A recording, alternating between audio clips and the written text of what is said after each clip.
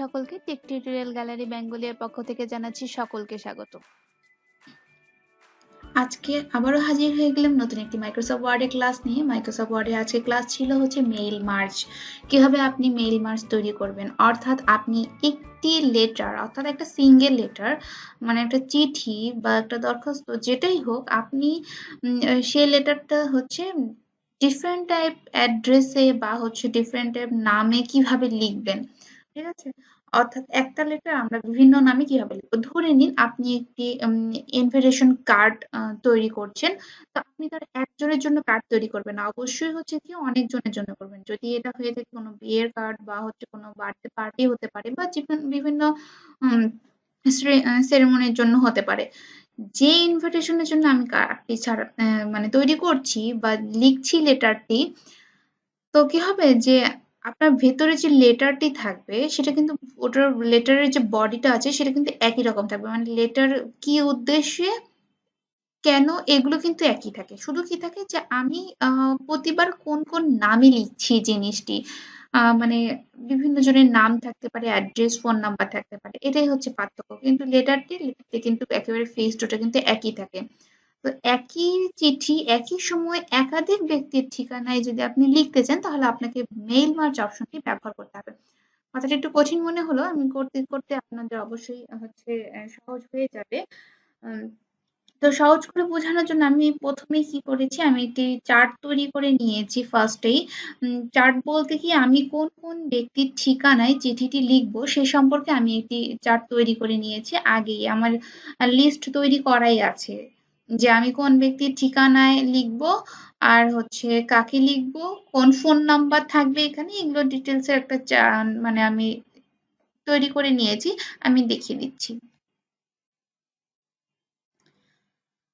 তো দেখতেই পাচ্ছেন এখানে কিন্তু আমি তৈরি করে নিয়েছি। আমার ফার্স্টে আছে হচ্ছে ফার্স্ট নেম, লাস্ট নেম। একটা জুম করে দেখাই, আপনাদের দেখতে সুবিধা হবে তাহলে। এখানে first name, last name, email address, contact, তারপরে হচ্ছে অ্যাড্রেস আছে, সিটি আছে, কান্ট্রি আছে, আবার ফর্ম, মানে আপনি পাঠাচ্ছেন, আপনি তো অবশ্যই একজন, আর যাকে পাঠাচ্ছেন তারা তো অনেকজন।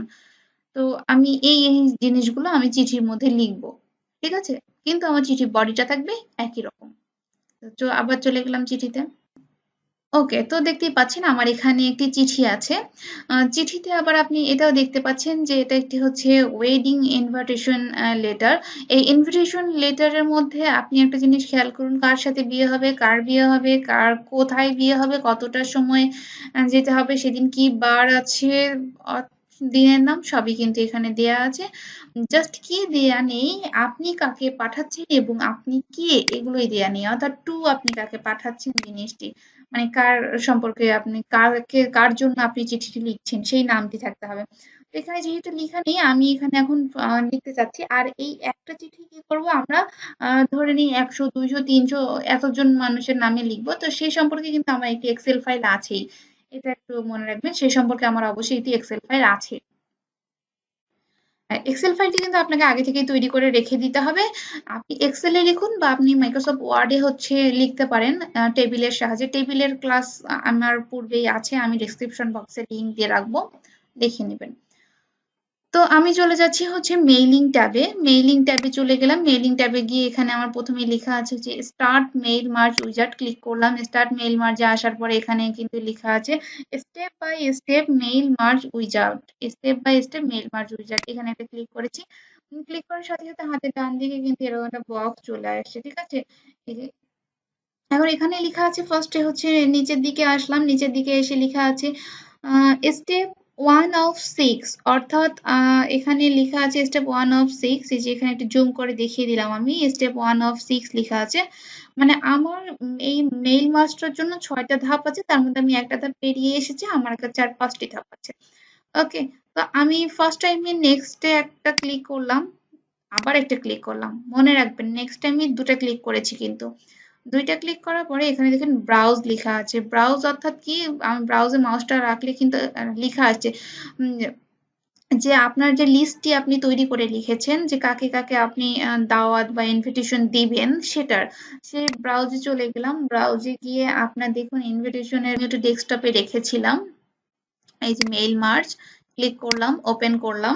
ওকে, এখন দেখুন এখানে আমার ওই আমি যেহেতু এক্সেলে লিখেছি ওয়ার্ডে লিখিনি, তো এখানে অনেকগুলো শিট থাকতে পারে। আপনার কাছে যদি 5টা ওয়ার্কশিট থাকে তাহলে 5টা ওয়ার্কশিট এখানে থাকবে, যেটা আপনি ওপেন করতে যাচ্ছেন সেটা ক্লিক করে নেবেন।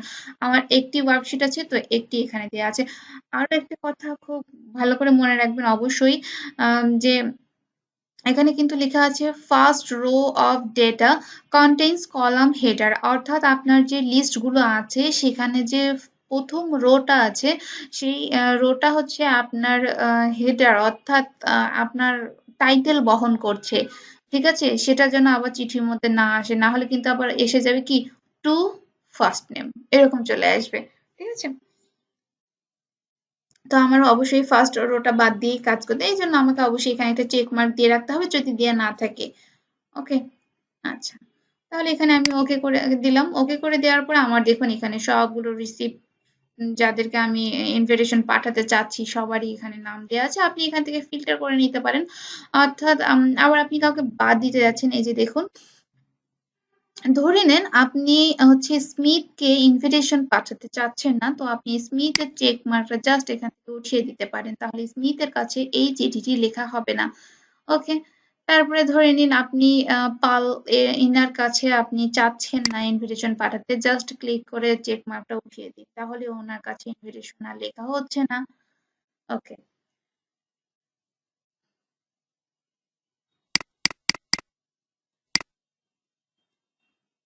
আমি জাস্ট এগুলো চেক করে নিলাম, চেক করে নিয়ে ওকে করে দিলাম। ওকে করে দেওয়ার পরে আমি প্রথমেই নেক্সট এ ক্লিক করেছিলাম দুইটি, তারপর ব্রাউজে গিয়ে আপনার যেখানে সেভ রেখেছেন লিস্টটি সেটা ওপেন করে নিয়েছি। এখন নেক্সট এ এসে আমি একবার ক্লিক করব। করার পর আমার এখানে মোর আইটেম লেখা আছে, আর আমি টু এর নিচে যেহেতু কার্সরটি আছে আমার এখানে অবশ্যই কোনো এক ব্যক্তির নাম হবে, তাহলে আমি এখানে মোর আইটেমে গেলাম। মোর আইটেমে গিয়ে দেখুন একটা বক্স চলে এসেছে, ইনসার্ট মার্কস ফিল্ড, আপনার ফিল্ডের নামগুলো এখানে সব চলে এসেছে। দেখুন এখানে আপনার প্রথমে কি দরকার, ফার্স্ট নেম দরকার, তো আমি ফার্স্ট নেমে ক্লিক আছে ইনসার্ট করে দিলাম, তা এখানে দেখুন ফার্স্ট নেম চলে আসছে। আমার লাস্ট নেম দরকার, ক্লিক করলাম ইনসার্ট করে দিলাম, লাস্ট নেম চলে আসছে। ঠিক আছে, ইমেল অ্যাড্রেস অবশ্যই এর পাশে না নিচে দরকার, এই জন্য আমি বক্সটি কেটে দিলাম। বক্স কেটে দিয়ে আমি জাস্ট এখান থেকে একটা ইন্টার প্রেস করেছি, ইন্টার প্রেস করার পর আবার মোর আইটেমে গিয়েছি। এবার আমার ইমেল দরকার, ইমেল নিয়েছি, ওকে ক্লোজ করে দিয়েছি। আবার ইন্টার প্রেস করে আমি গেলাম মোর আইটেমে, গিয়ে আমার অ্যাড্রেস দরকার, ইনসার্ট করেছি। এখানে একটি কমা দিতে পারেন আপনারা পরবর্তীতে এসে।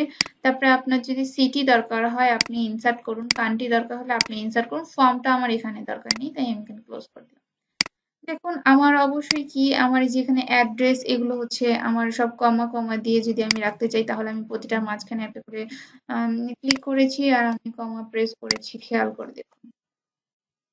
ঠিক আছে, ওকে, তাহলে এখানে ফার্স্ট নেম থাকবে, লাস্ট নেম থাকবে, ইমেল থাকবে, অ্যাড্রেস, সিটি, কান্ট্রি সব থাকলো। আমার আরেকটা কাজ আছে, সেটা হচ্ছে আমার এখানে লেখা আছে থ্যাঙ্কিং ইউ ইয়োর ট্রুলি, তো এখানে আমার নামটা প্রয়োজন যেহেতু, বা যে পাঠাচ্ছে চিঠিটা তার নাম প্রয়োজন, তো আমি আবার মোর আইটেমে গেলাম, আমি ফ্রম এর এখানে যে পাঠাচ্ছে চিঠিটা তার নামটা লিখে রেখেছি, এটা জাস্ট ক্লোজ করে দিলাম। ওকে, ওকে, তাহলে খেয়াল করে দেখুন আমার এখানে কিন্তু কারোর নাম আসেনি। এখন আমি নেক্সট এ কিন্তু আমি এখন ক্লিক করব, নেক্সট এ জাস্ট একটা ক্লিক করব, একটা ক্লিক করার পরেই খেয়াল করে দেখুন এখানে আমার কিন্তু নাম চলে আসে, যা যা আমি লিখেছিলাম এক কথায় সবকিছু এখানে চলে এসেছে। আমার এখানে আবার দেখুন ফর্ম এর নামটিও চলে এসেছে, কিন্তু আমার এখানে লেটার একটি লেখা হয়েছে, আমার ওখানে অনেক লিস্টে অনেকগুলো নাম ছিল, তো আমার এই সবগুলোই যদি আমি দেখতে চাই তাহলে অবশ্যই আমাকে নেক্সট এ আরো একটি ক্লিক করতে হবে, করার পরে আমার কিন্তু এখনো আসেনি। ঠিক আছে, তো আলাদা আলাদা ভাবে সবারটা দেখতে চাচ্ছি, তাহলে এডিট ইন্ডিভিজুয়াল লেটার এটাতে ক্লিক করতে হবে। অল সবগুলো যদি আপনি দেখতে চাচ্ছেন জাস্ট আপনি ওকে করে দিবেন, আর যদি সবগুলো না দেখতে চাচ্ছেন, আপনি 5 নাম্বার থেকে 8 নাম্বার দেখতে যাচ্ছেন তাহলে 5 to 8 দিতে হবে, আর যদি সব দেখতে যাচ্ছেন তাহলে অল দিতে হবে। ওকে করে দিন। এখন একটি জিনিস খেয়াল করে দেখুন আমার এটা ফার্স্ট লেটার, এটা সেকেন্ড আরেকজনের নাম দিয়েছে, দেখুন আপনারা খেয়াল করে আমার যে লেটারের বডিটি ছিল সেটা কিন্তু সবগুলোতে একই রকম আছে, কিন্তু জাস্ট অ্যাড্রেসিংটা চেঞ্জ হয়ে গিয়েছে।